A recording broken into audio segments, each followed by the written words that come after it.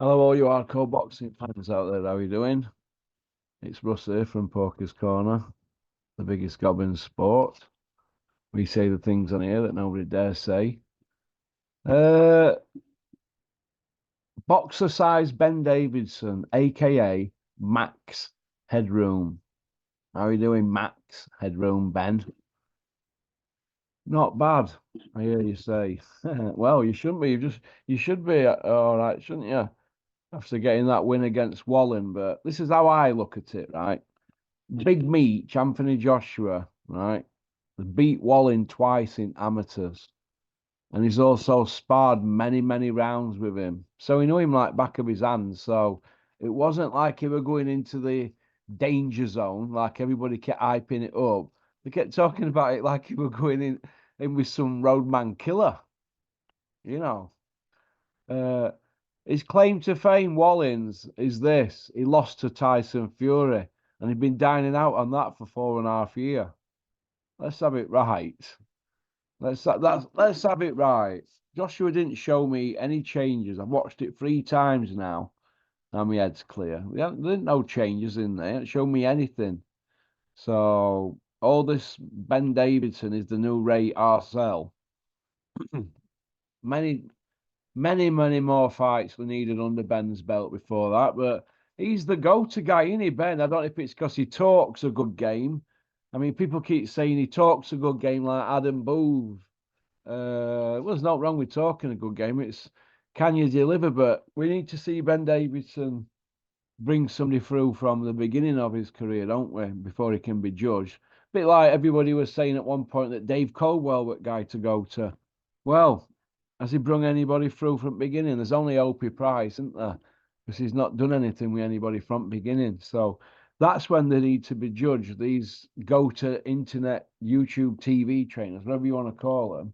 I'm not saying they don't know how to train, but I'm a firm believer that training with fighters comes with experience. So, but it is what it is. But they got the win against Wallin, and that puts Derek James to bed now. And we've seen Eddie Earn running around like a headless chicken, saying Joshua's probably the best heavyweight on the planet. He might be.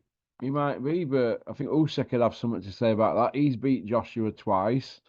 And is there enough improvements in Joshua to beat Usyk? No, I don't think so. I think Usyk probably knocks Joshua out next time. That's how I look at it. But look, Joshua's just fought Franklin, Elenius, and Wallin, right? Franklin should have been a knockout. It weren't. Elenius were a knockout, but that's what we expected. And we expected that of Wallin. Now, we beat him twice in amateurs, and like I've just said, sparred him many times. So it wasn't like he were going somewhere he didn't know where he were going, isn't it?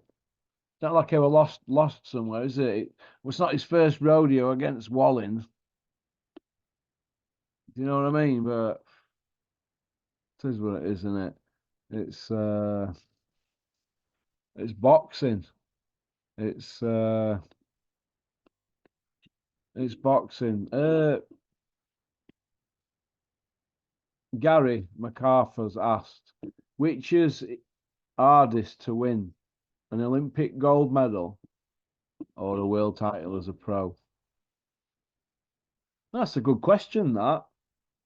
Good question, that. Calzaghe and Ricky Hatton and Froch just missed out by skins of the teeth on going to Olympics.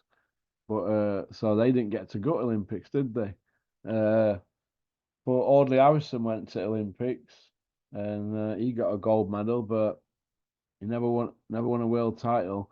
It's not guaranteed. George Groves won a world title, but he didn't get to go to Olympics.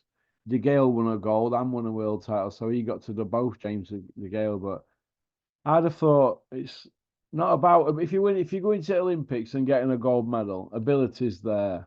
So I'd have thought after that it'd just be a case of the team around you and you're getting manoeuvred. And Audley Harrison tried to do everything on his own, didn't he? And he thought, oh, this is easy. This, 8-0, 9-0, 10-0. They dropped him, didn't they, at 10-0? Because he just thought he were fighting nobodies. Plus, Bricktop were going after him every week, wasn't he? Every week in his column at the Sun. So the establishment didn't like what Audley did. You know, the boxing stalwarts. But I thought it took balls what Audley did, and it paved way for other fighters to do the same thing. But I didn't think he had the right people around him. So I'd say it's probably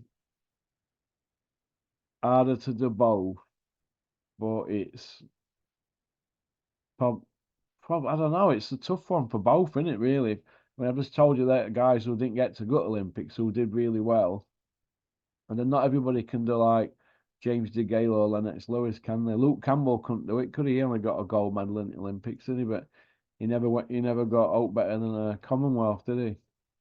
As a pro, although he's a multi-millionaire.